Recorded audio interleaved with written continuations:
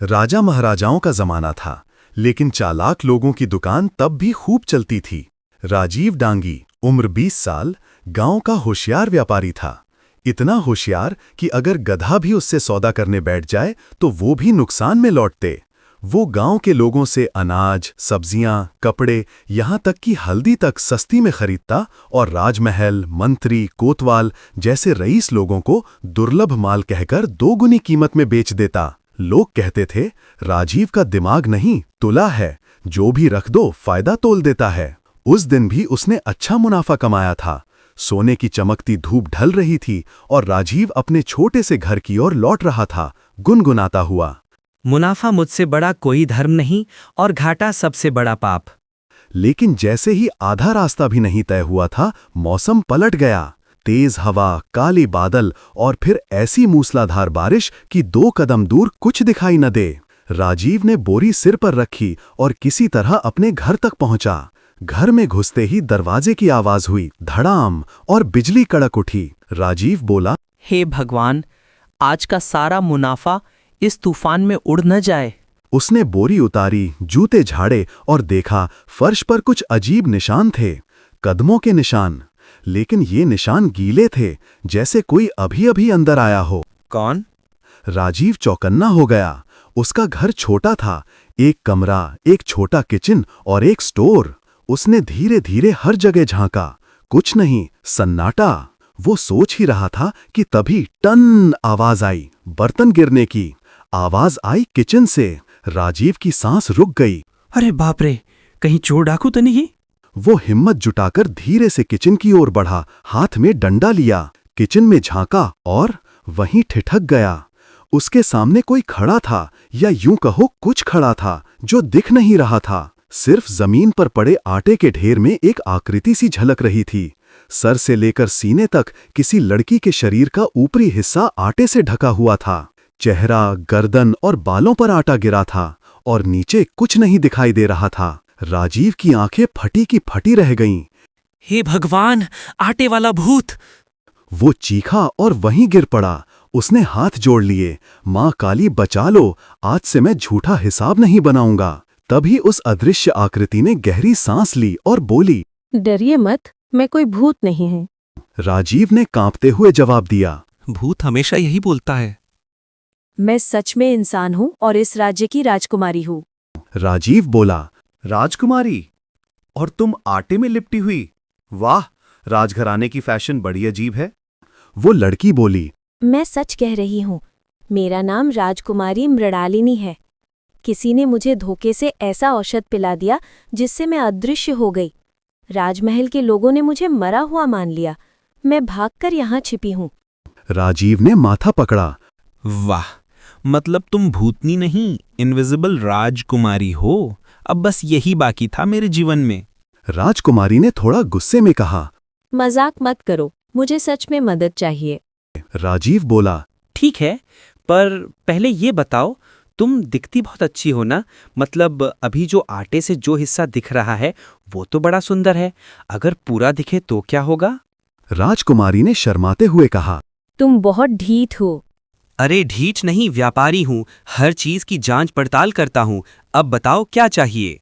हाँ, राजकुमारी ने बताया कि उसके पास एक ताबीज था जो उसके शरीर को फिर से दिखा सकता था, लेकिन वो ताबीज महल के तांत्रिक के पास था, जो अब राजमहल के अंदर कैद था। राजीव बोला, मतलब ताबीज लाना होगा? और मैं कौन हूँ, आपका स्पेशल सेवक? राजकुमारी बोली, नहीं, मेरे उद्धारकर्ता। राजीव ने सिर खुजाया। उद्धार करता तो ठीक है, पर खाने को क्या है? पेट में चूहे घुड़सवारी कर रहे हैं। राजकुमारी मुस्कुराई। खाना मैं बना देती हूँ। कैसे? तुम तो दिखती ही नहीं। तो क्या हुआ, हाथ तो है। क्या सच में राजकुमारी को खाना बनाना आता है? और अगले ही पल किचन में करछी अपने आप चलने लगी, आटा खुद बेलने लगा, रोटियां तवे पर पलटने लगी। राजीव ने मुंह खोले देखा। वाह, तेरा तो पूरा किचन जादुई होटल बन गया। राजकुमारी बोली, चुप रहो, वरना नमक ज्यादा डाल दूंगी। राजीव बोला, डालो डालो, तुम्हारा हाथ का नमक भी शाही होगा। दोनों की बातें अब धीरे धीरे मजाकिया होती गईं।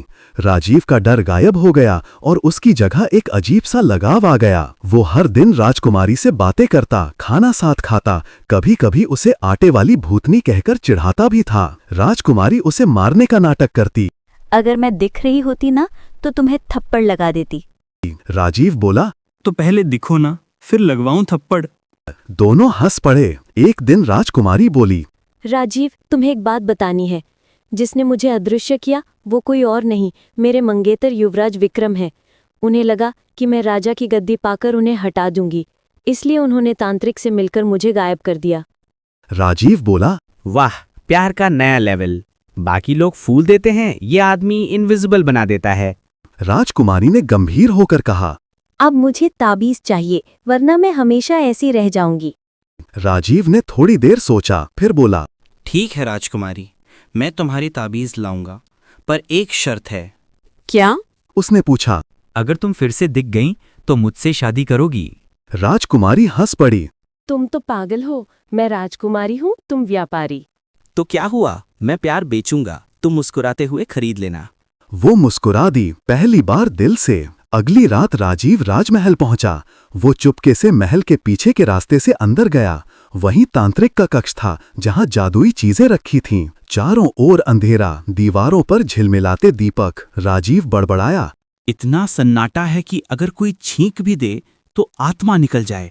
वो धीरे धीरे ताबीज के पास पहुंचा, लेकिन तभी पीछे से आवाज आई। कौन है वहां? राजीव ने देखा, 2 सैनिक मशाल लेकर आ रहे थे।